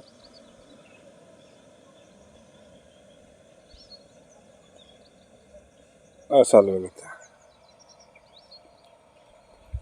ठीक है। ये जो लकड़ी है कम चौड़ा, हम चौड़ाई की बात कर रहे हैं, ठीक है। ये लकड़ी कम चौड़ा, ये लकड़ी ज़्यादा चौड़ा। अब इसको ज़मीन पर रगड़िएगा जब, है ना, तो क्या होगा, जितना दूर उसका सरफेस होगा उसी में फ्रिक्शन लगेगा, तो कम घर्षण होगा। लेकिन जब ये चौड़ा हम लकड़ी को लेंगे, ज़्यादा चौड़ा हो, और उसको हम अगर अति पर घसेंगे, है ना, ज़मीन पे, तो क्या होगा, इसमें ज़्यादा सरफेस पकड़ेगा, ज़्यादा सरफेस घटाएगा, और ज़्यादा सरफेस घटाएगा तो इसमें ज़्यादा फ्रिक्शन लगेगा, ठीक है। तो फ्रिक्शन हमारा एरिया पर भी डिपेंड करता है, यानी जितना ज़्यादा सरफेस, बड़ा सरफेस अगर ज़मीन पर रगड़ाएगा उतना ज़्यादा फ्रिक्शन लगेगा, और जितना कम सरफेस ज़मीन पर रगड़ाएगा या किसी दूसरे सरफेस से रगड़ाएगा तो उतना कम फ्रिक्शन लगेगा, ठीक है। तो ज़्यादा सरफेस याद रखना है, ज़्यादा एरिया ज़्यादा फ्रिक्शन, कम एरिया कम फ्रिक्शन, ठीक है। नेक्स्ट, स्नेहा की उपस्थिति सतह के बीच एक परत बनाकर घर्षण कम कर सकता है। अब स्नेहा क्या मतलब, कोई भी लिक्विड, कोई भी चीज़, तेल या कुछ भी डाल दिया, कोई भी चीज़ को देखते हैं तो क्या होगा, हमारा घर्षण कम हो जाता है। क्यों? क्योंकि मान लीजिए कोई तेल डालें, ऐसा तेल जिसका फ्रिक्शन कम करने वाला हो, तो जहाँ जहाँ सरफेस खुरदुरा होता है ना, वहाँ बैठ जाता है जाके, और सरफेस को चिकना बना देता है, ठीक है। जहाँ जहाँ सरफेस खुरदुरा होगा, है ना, दिखाते हैं आपको, देखिए फिगर से देखिए। मान लीजिए सरफेस ऐसा हो,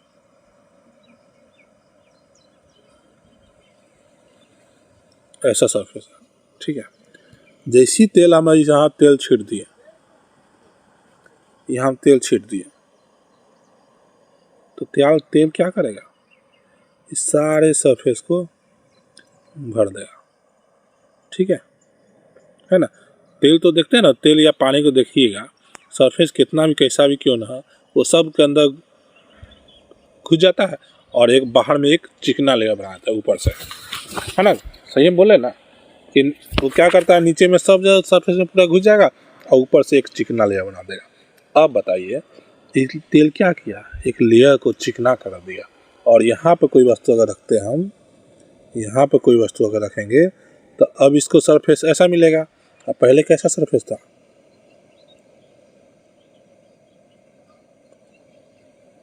पहले ऐसा सरफेस था, तो अब बताइए घर्षण किस पे ज़्यादा लगेगा, इस वाले पे कि इस वाले पे? जाहिर सी बात है कि इस वाले पे घर्षण ज़्यादा लगेगा, है ना, इस पे फ्रिक्शन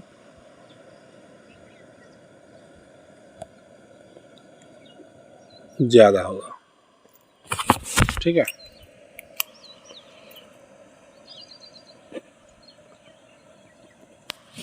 और इस पे फ्रिक्शन कम होगा।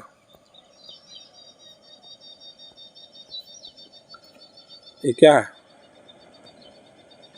लुब्रिकेंट्स है ना, इस पे नहीं है, ठीक है। तो जिसका खुरदुरा सरफेस ज़्यादा उसका फ्रिक्शन ज़्यादा, और जिस पे कोई लुब्रिकेंट डाल दिए तो वो क्या करता है, सतह को चिकना बनाता है, सब में जाकर अपने आप भर जाता है और अपना सरफेस को चिकना बना लेता है, ठीक है। इसी कारण फ्रिक्शन कम हो जाता है ना। अब देखिए घर्षण के लाभ, चलने में हेल्प करता है, वाहनों को ब्रेक लगाने में हेल्प करता है। अब सोचिए जो हमारी गाड़ी है उसमें के बीच में क्या है, ब्रेक कैसे काम करता है, देखिए ब्रेक का बताते हैं।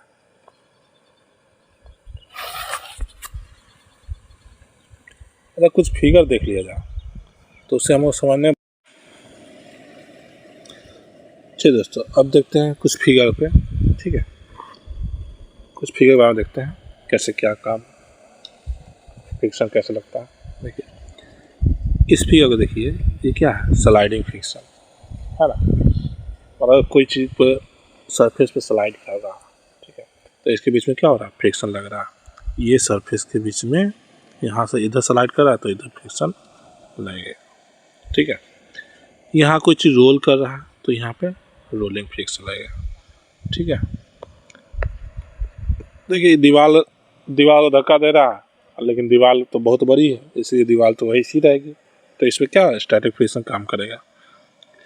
अलमीरा को धक्का दे रहा है यहाँ पे, तो अलमीरा को एक हद तक अगर मान लीजिए आदमी बहुत तगड़ा है और अलमीरा थोड़ा सा हल्का है, तो ये क्या होगा, मूव करने लगेगा। तो यहाँ पे क्या होगा, स्लाइडिंग फ्रिक्शन या काइनेटिक फ्रिक्शन बोल सकते हैं। स्लाइडिंग कुछ नहीं, मतलब स्लाइड किया तो उसको स्लाइडिंग फ्रिक्शन बोल दिया, यानी जो चीज़ किया उसका फ्रिक्शन में नाम डाल दिया उसको, ठीक है। सब होता है एक ही चीज़ का टाइप का, या तो काइनेटिक नहीं तो स्टैटिक, है ना। स्टैटिक रहा वस्तु पर जैसे जैसे फोर्स बढ़ाएंगे बढ़ेगा और एक लिमिट तक बढ़ेगा, उसके बाद काइनेटिक फ्रिक्शन लगना स्टार्ट हो जाएगा, ठीक है। अब उसी को स्लाइडिंग बोल दिया काइनेटिक को।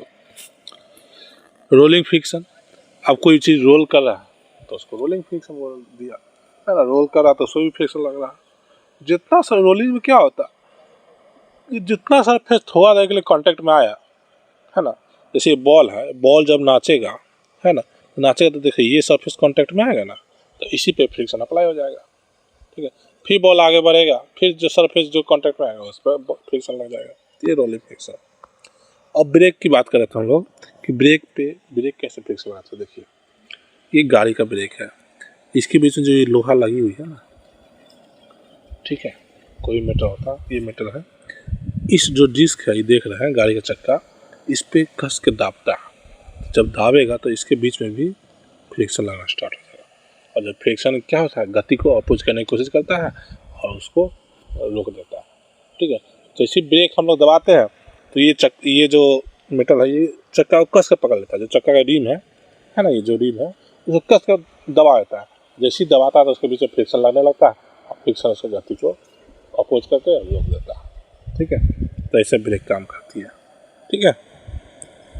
चलिए, यह वस्तु को पकड़ने में सहायता प्रदान करता है। हम आपको बताएं कि जब हाथ से हम किसी चीज़ को पकड़ते हैं तो क्या होता है, उसको हम लोग का जो रिब बना हुआ, हम लोग जो घर्षण है वो रिब फ्रिक्शन फोर्स बढ़ाने में हेल्प करता है, जिसके कारण कोई वस्तु पकड़ा जाती है, ठीक है। अब घर्षण का नुकसान क्या है, ये आंतरिक हिस्सों के हिसाब कारण बनता है।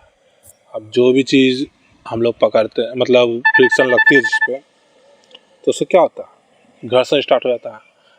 मतलब फ्रिक्शन लगती है कोई वस्तु पे तो घसते घसते घसते क्या होता है, वो खिया आता है, उसका कुछ मटेरियल निकल छूट जाएगा, टूट जाएगा, कुछ भी हो जाएगा, तो उसका नुकसान होता है, ठीक है।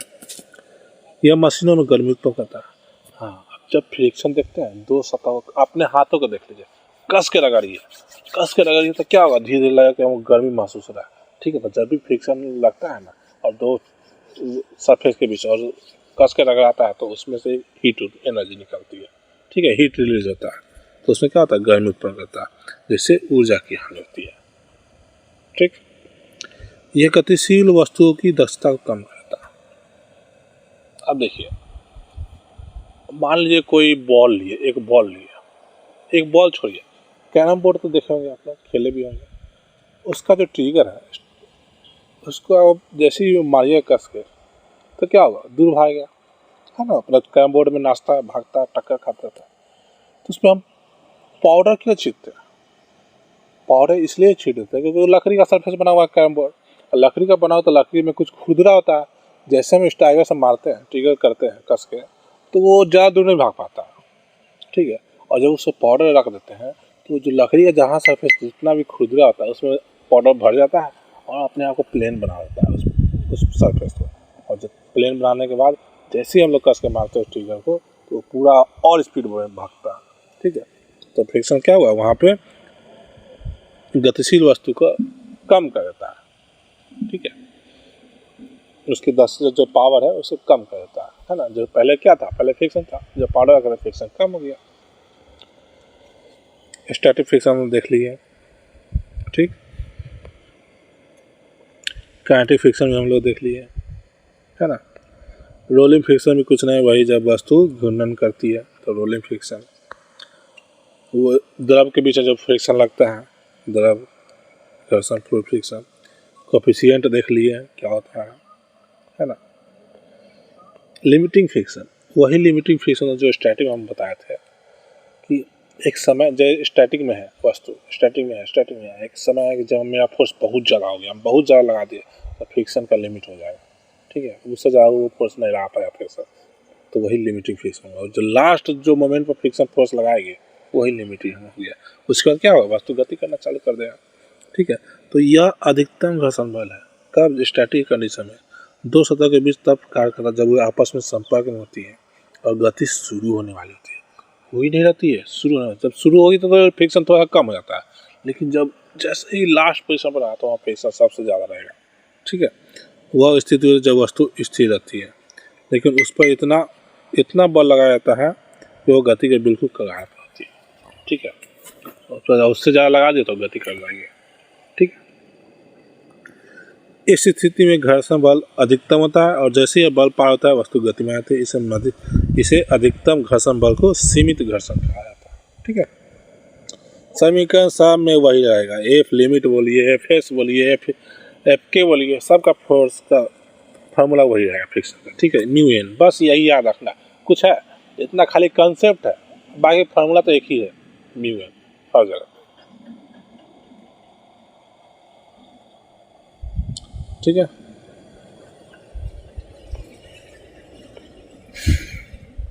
सीमित घर्षण हमेशा स्थिर वस्तु पर कार्य करता है, स्टैटिक में बोले हैं, स्टैटिक में वो अधिकतम होता है, ये मैक्सिमम होता है, लिमिटिंग फ्रिक्शन सबसे मैक्सिमम होता है, स्टैटिक से भी और काइनेटिक से भी। स्टैटिक तो है ही खुद, लेकिन वो स्टैटिक में भी सबसे मैक्सिमम पॉइंट होता है, ठीक है। यह घर्षण बल वस्तु गति में आने से ठीक पहले होता है, जैसे गति में आने वाला तो उससे जस्ट पहले का होता है, इसके बाद घर्षण बल घट जाता है और काइनेटिक फ्रिक्शन काम करता है, बोला जैसे उसके बाद से क्या होता है, काइनेटिक अपना फ्रिक्शन घटा लेता है और काइनेटिक लगाना शुरू होता है, ठीक है। स्लाइडिंग फ्रिक्शन, स्लाइडिंग में कुछ नहीं है, जब वस्तु मोशन में रहा यानी कोई चीज़ हम स्लाइड कर रहे हैं तो वो स्लाइडिंग फ्रिक्शन हो गया, ठीक है। चलिए सो देख लीजिए कोई बड़ा चीज़ ऐसा। अब देखते हैं कि फ्रिक्शन कम कैसे किया जाता है ना। तो कम करने का क्या भाई, सरफेस चिकना बना दीजिए, ठीक है, और या वस्तु का भार कम कर दीजिए, बता जितना कम हम भारी रहेगा उतना कम फ्रिक्शन। फ्रिक्शन का फॉर्मूला क्या है, सिंपली म्यू एन, और एन किस पे आता है, एम जी पे, ठीक है, एन एम जी पे डिपेंड करता है।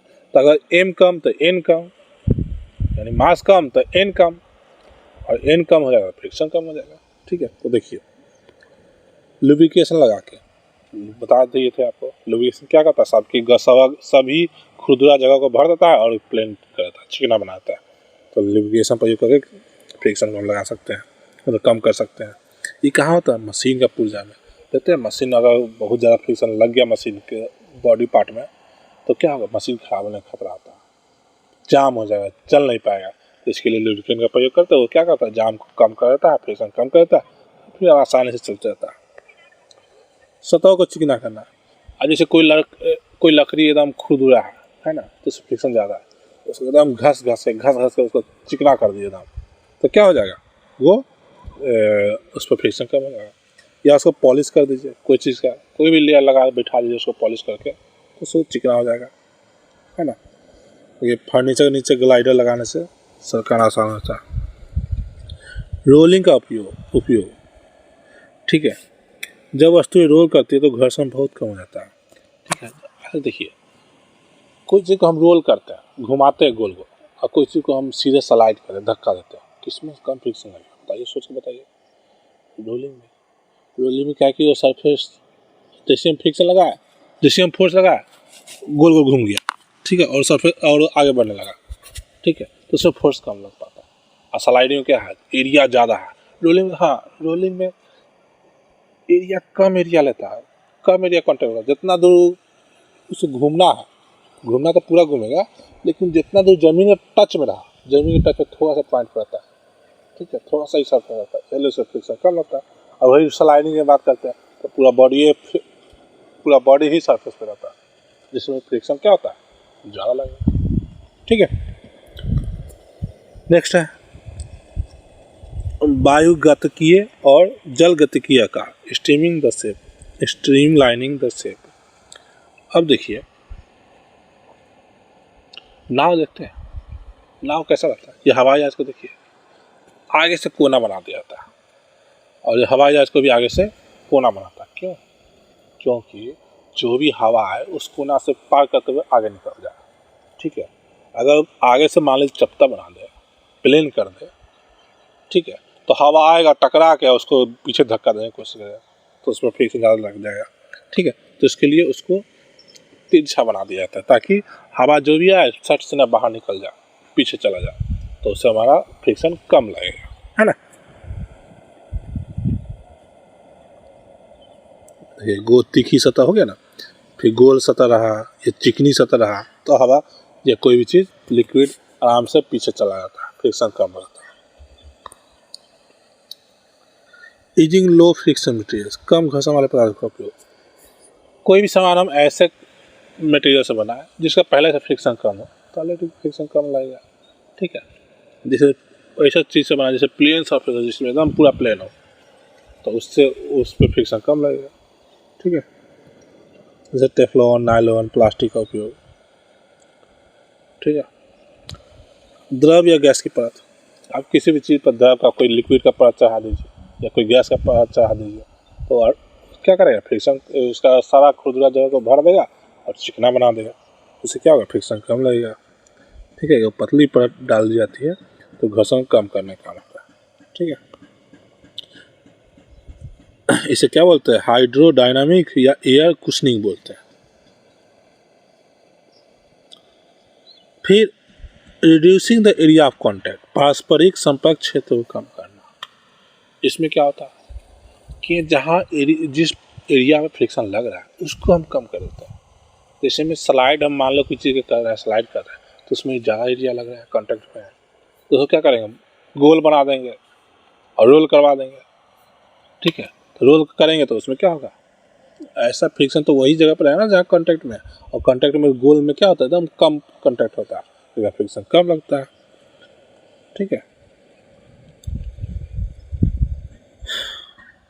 जैसे पतली या नुकीली सतह वाले वस्तु फिसल में आसानी से फिसल सकता है। ठीक है, वस्तु का हल्का आना, अब किसी का भारी कम कर देंगे, क्या होगा, फ्रिक्शन कम लगेगा, है ना। कोई बड़ा भारी चीज़ को धक्का दे दिया, कोई छोटा हल्का चीज़ को धक्का दिया, तो क्या होगा, हल्का चीज़ ज़्यादा आसानी से घसक जाएगा, लेकिन भारी चीज़ बहुत दम लगाना पड़ेगा। ठीक है, क्योंकि भारी में मास ज़्यादा तो नॉर्मल फोर्स ज़्यादा, और नॉर्मल फोर्स ज़्यादा तो फ्रिक्शन ज़्यादा। ठीक है, बस। गति को धीमा करके भी हम क्या कर सकते हैं, फ्रिक्शन कम कर सकते हैं। ठीक है, उसमें क्या होगा, हवा जो हम जैसे मान लीजिए कहीं ऊपर में चल रहा है हवाई जहाज या गाड़ी हम चला रहे हैं, देखते हैं इसी जितना स्पीड आप गाड़ी चलाएंगे उतना कस के हवा आपको ज़्यादा लगेगा। ठीक है, आपको हवा धक्का देने की कोशिश करेगा, और जितना ही आराम से चलाएंगे तो हवा एकदम नॉर्मल रहेगा, लगेगा कि नहीं, लगेगा कि हवा है ही नहीं। ठीक है, तो वो हम उससे अपना स्पीड कम करके फ्रिक्शन कम कर सकते हैं। घर्षण कम करने के लिए ऊर्जा की बचत। अब देखिए, जहाँ ज़्यादा फ्रिक्शन है वहाँ क्या होगा, हमको बहुत ज़्यादा दम लगाना पड़ेगा, और बहुत ज़्यादा दम लगाने के लिए या मशीन वैसा रखेंगे जो बहुत ज़्यादा दम लगाएगा तो फ्यूल ज़्यादा खर्चा करेगा। ठीक है, और हम होंगे तो हमारा एनर्जी ज़्यादा लगेगा, है ना। तो इसलिए ऊर्जा की बचत होती है, इससे फ्रिक्शन कम रहेगा तो ऊर्जा की बचत हो जाएगी। पहनने और टूट फूट को कम करने के लिए, जितना कम फ्रिक्शन आएगा उतना कम घिसेगा कोई चीज़। ठीक है, और कम टूट फूट होगा, जितना ज़्यादा फिक्स उतना ज़्यादा टूटने का खतरा है, अति उसका मटेरियल हटने का खतरा है, घिसने का खतरा है ना। तेज गति और सहजता, घर्षण कम रहेगी तो हमारा स्पीड तेज हो जाएगा। ठीक है,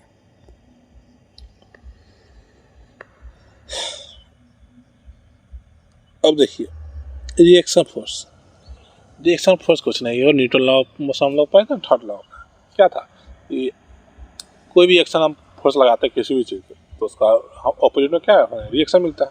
जैसे में वही हम नॉर्मल का बात कर लीजिए,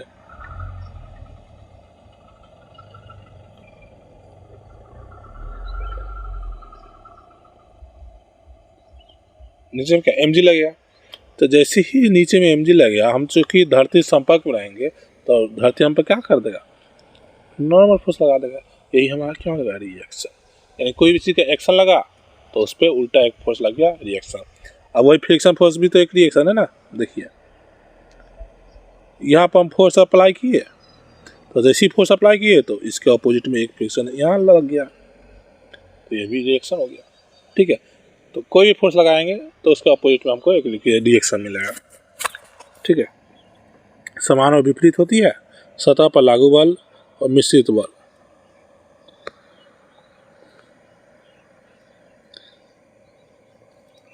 ठीक है, सब पढ़ लीजिए, कोई बड़ी चीज ना।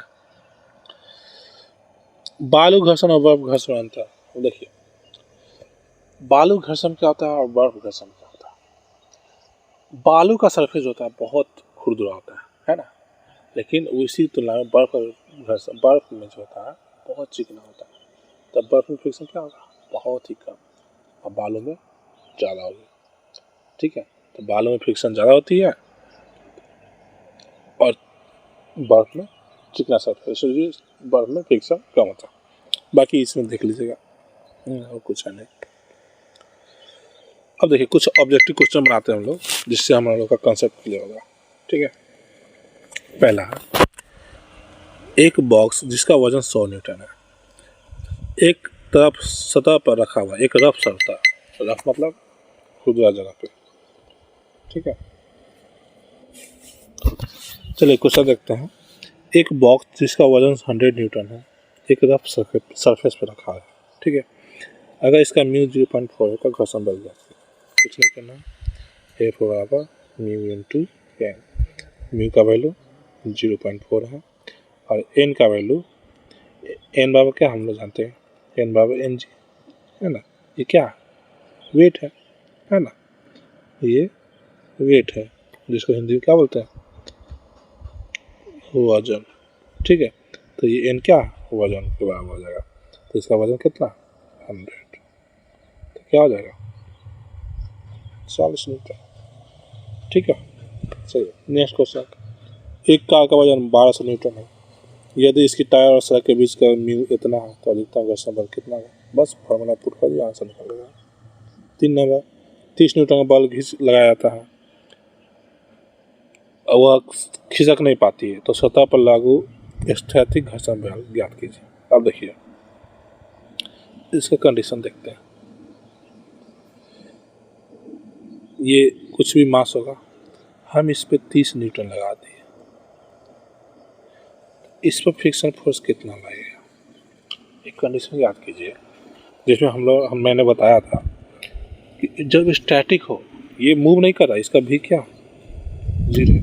जब स्टैटिक हो तो वस्तु को जितना ज़्यादा हम फोर्स लगाएंगे, फ्रिक्शन हम पे उतना ही फोर्स अप्लाई करेगा। क्यों, क्योंकि वस्तु रुकी हुई है, इसे टोटल फोर्स क्या कर देगा, मेरा फोर्स को 0 कर देगा, निगलेक्ट कर देगा, कैंसिल कर देगा। ठीक है, तो अगर ये 30 न्यूटन हमने इस पर अप्लाई कर रहे हैं, तो 30 न्यूटन फ्रिक्शन भी अप्लाई कर रहा होगा, क्योंकि ये भी बराबर 0 है, तो F बराबर भी क्या हो जाएगा 30 न्यूटन। ठीक है, एक स्लाइड पर एक बच्चे का वजन इतना है, यदि म्यू इतना है तो स्लाइडिंग दर घर्षण, वही फॉर्मूला पुट करना है, आंसर निकल जाएगा। 50 kg की वस्तु को एक सतह पर धकेलने के लिए 200 न्यूटन बल लगाया जाता है, लेकिन यह खिसक नहीं पाती, घर्षण गुणांक ज्ञात कीजिए। चलिए इसको देखते हैं। यहाँ पे है 50 kg। ठीक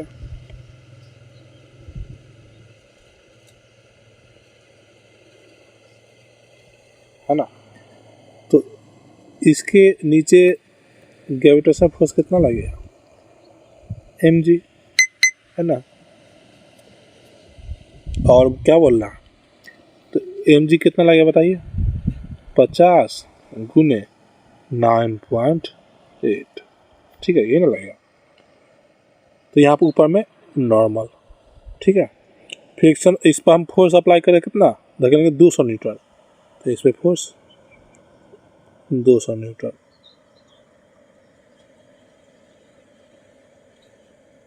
200 न्यूटन, ठीक है।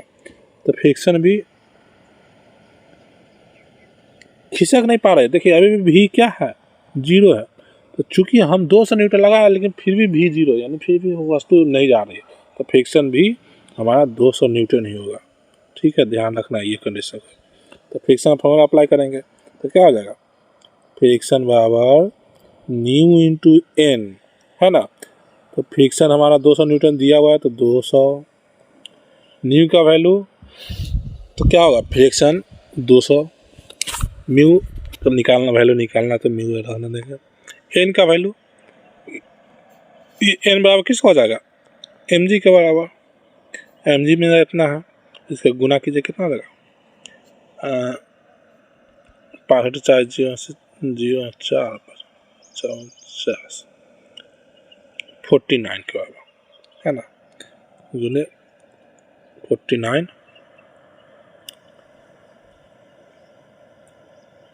ठीक है।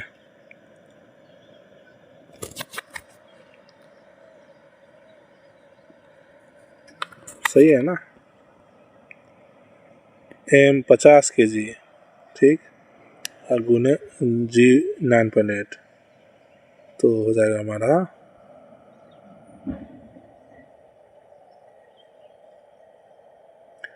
490, ठीक है। 490 हो जाएगा ना, 490। तो म्यू इसको उठा के इधर ले जाइए, 200/490, जो कि अप्रॉक्स 0.408 हो जाएगा, ठीक है। तो ये अच्छा सवाल था, इसको ऐसे बनाना। नेक्स्ट हमारा, एक कुर्सी का वजन 200 न्यूटन है, यदि इसे खींचने के लिए 50 न्यूटन का बल लगाया जाए तो और कुर्सी खिसक जाए तो कुर्सी और फर्श के बीच में गति घर्षण गुणांक ज्ञात कीजिए। तो देखिए ये हम 200 न्यूटन लगाते हैं, ठीक है, सॉरी वजन 200 न्यूटन, वो गलत हो गया, ये वजन 200 न्यूटन है, ठीक है, ये mg, ठीक है, याद रखना।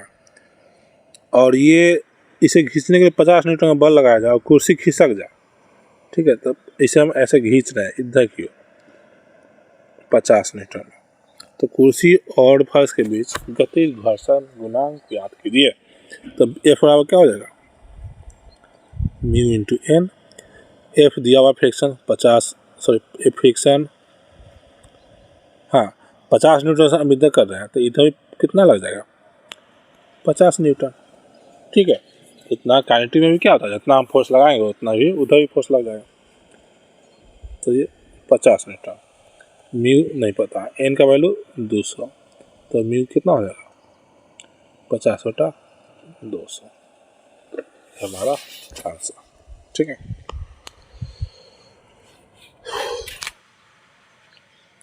ये वही है, फार्मूला अप्लाई कर देना है, इसमें फार्मूला अप्लाई कर देना है, ठीक है। तो बाकी सब क्वेश्चन में फार्मूला अप्लाई करना बन जाएगा, है ना। अब इसमें देखिए ये थोड़ा लेवल चेंज हो रहा है, ठीक है, इससे प्रश्न है, एक वाहन का वजन 2000 न्यूटन है, यदि म्यू 0.3 है तो अधिकतम गति के लिए आवश्यक न्यूनतम घर्षण बल ज्ञात करें। जब वाहन 15 मीटर पर सेकंड गति से चल रहा है तो उसे रोकने के लिए एकत्र किया गया बल 1200 न्यूटन है, ठीक है। देखिए वाहन में क्या 2000 न्यूटन है, ठीक है, इसका म्यू 0.3 है, तो अधिकतम गति के लिए आवश्यक न्यूनतम घर्षण बल ज्ञात करें। तो फ्रिक्शन क्या हो जाएगा, न्यू इंटू एन, तो 0.3 गुने 2000 यानी कि 600 न्यूटन, ठीक है। 600 न्यूटन क्या निकल गया, मेरा फ्रिक्शन निकल गया। जब फ्रिक्शन निकल गया तब क्या पूछ रहा, तो मेरा अधिकतम फोर्स फ्रिक्शन फोर्स 600 न्यूटन हम लगा रहे हैं, ठीक है, लेकिन इसको रोकने के लिए क्या होगा, 1200 न्यूटन फोर्स चाहिए। तो क्या ये वस्तु रुक पाएगी, नहीं रुक पाएगी, ठीक है। क्योंकि एफ मैक्स हमारा 1200 न्यूटन से कम है, इसलिए वाहन नहीं रुक सकता। ठीक है, तो बल तो मेरा फ्रिक्शन तो निकल गया, लेकिन कंडीशन पूछ रहा कि ये सफिशिएंट है कि नहीं गाड़ी को रोकने के लिए। सही से क्वेश्चन नहीं लिखा, या क्वेश्चन पूछा जा रहा है कि सफिशिएंट है कि नहीं है फोर्स फ्रिक्शन गाड़ी रोकने के लिए, तो नहीं है, क्योंकि 1200 न्यूटन चाहिए और हम फ्रिक्शन मेरा 600 ही न्यूटन हो रहा है, इसलिए सफिशिएंट नहीं है। दोनों में देखिए क्या है, एक बॉक्स को 30 न्यूटन को खींचने वाला बल लगा के खींचा जाता है और बॉक्स खिसक जाता है। यदि उसका वजन 120 न्यूटन है तो घर्षण गुणांक ज्ञात करें। तो इसमें भी सिंपल है, कुछ नहीं है, बस फ्रिक्शन फोर्स लगा दीजिए, मतलब सॉरी फॉर्मूला लगा दीजिए, आंसर निकल जाएगा। ठीक है, बाकी सब में लगभग में वही है।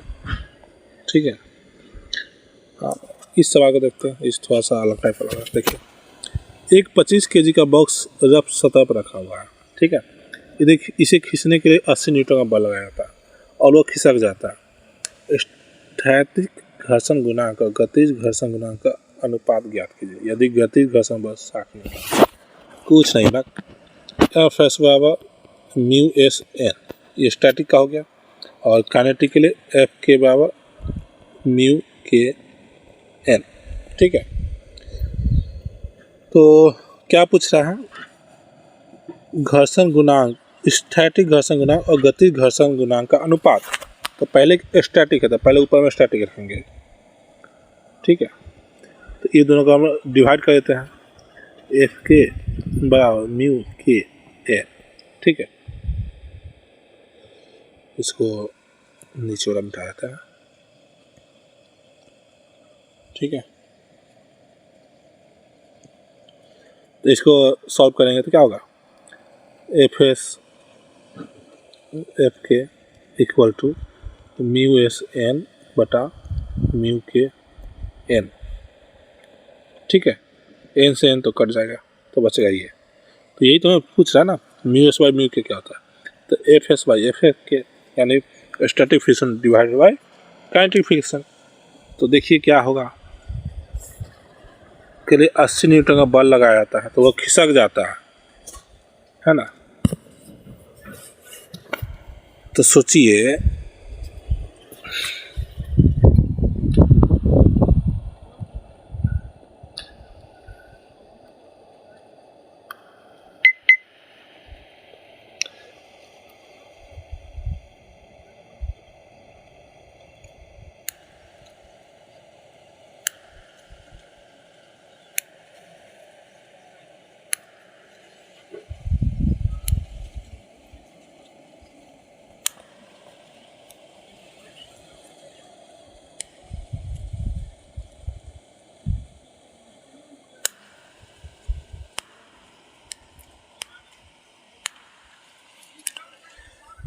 तो देखिए सोचिए कि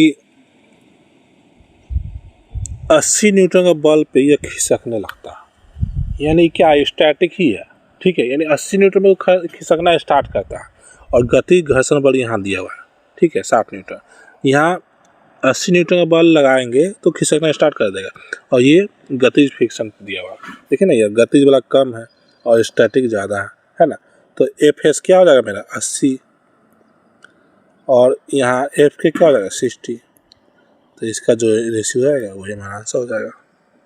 ठीक है, तो इसका रेशियो 1.33 आएगा।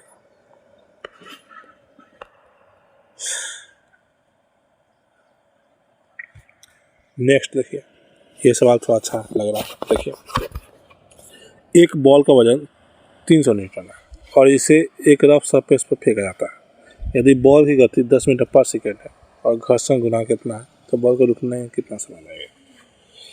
कुछ नहीं है, काइनेमेटिक्स को थोड़ा मिक्स कर दिया गया सवाल में। देखिए, वजन क्या है, एम जी कितना है 300 न्यूटन है, यही हमारा नॉर्मल भी है ना।